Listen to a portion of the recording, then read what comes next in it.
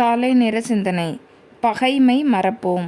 இப்போதெல்லாம் சிறிய செயலுக்கு கூட பொறுமை இல்லாமல் கொதித்து போகிறோம். இதனால் பகைமை வளர்ந்து விடுகிறது.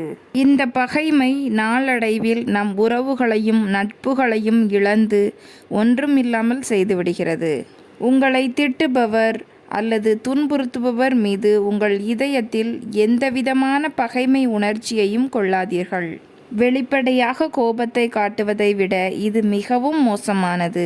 இது மானசீக புற்றுநோய். பகைமையை வளர்க்காதீர்கள். மறந்து விடுங்கள். மன்னியுங்கள். இது ஏதோ ஒரு வெறும் இலட்சியவாத பழமொழி அல்ல.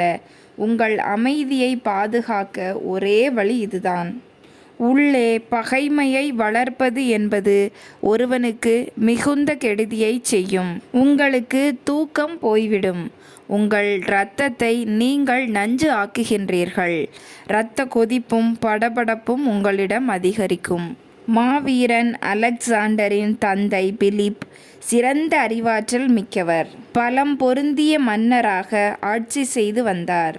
அவரது பகுதிக்கு உட்பட்ட ஜமீன்தார் ஒருவர் மன்னரை பற்றி எப்போதும் குறை கூறிக்கொண்டு இருப்பார். இது மன்னரின் காதிற்கு எட்டியது. அந்த நாட்டு வழக்கப்படி அது தேச விரோதம். அந்த ஜமீன்தார் ஆர்கிடியஸ் இருக்கும் பகுதிக்கு சென்ற மன்னர் தன் அதிகாரிகளிடம் அந்த ஆர்கிடியஸை அழைத்து வரும்படி கூறினார். தன் மந்திரியிடம் ஆர்கிடியஸை என்னிடம் கொண்டுள்ள பகைமைக்கு இன்று முடிவு கட்டுகிறேன் என்றார். விவரம் அறிந்த ஆர்கிடியஸ் மிகவும் பதற்றமடைந்தார். தன் ராஜ துரோக செயலுக்கு மரண தண்டனைதான் கிடைக்கும் என்ற கலவரத்தில் புறப்பட்டு சென்றார். அவர் வந்ததும் மன்னர் எல்லா அதிகாரிகளையும் வெளியே அனுப்பிவிட்டு தனிமையில் சந்தித்தார்.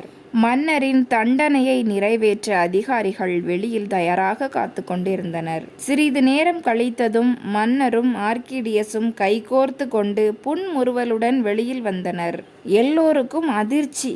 மந்திரி, மன்னா, பகைவனை ஒழித்து காட்டுவேன் என்றீர்கள் என ஆச்சரியத்தின் விளிம்பில் கேட்டார். அதற்கு மன்னர், ஆம், பகைவனை ஒழித்து கட்டிவிட்டு அவனிடத்தில் ஒரு புதிய நண்பனை உருவாக்கிவிட்டேன். ஆர்கிடியஸ் நல்ல மனிதர். என்னை பற்றி தவறாக புரிந்து கொண்டு இருந்துள்ளார். நேரில் பேசியதில் அது புரிந்து எங்களிடையே இருந்த கருத்து வேறுபாடுகள் நீங்கியது.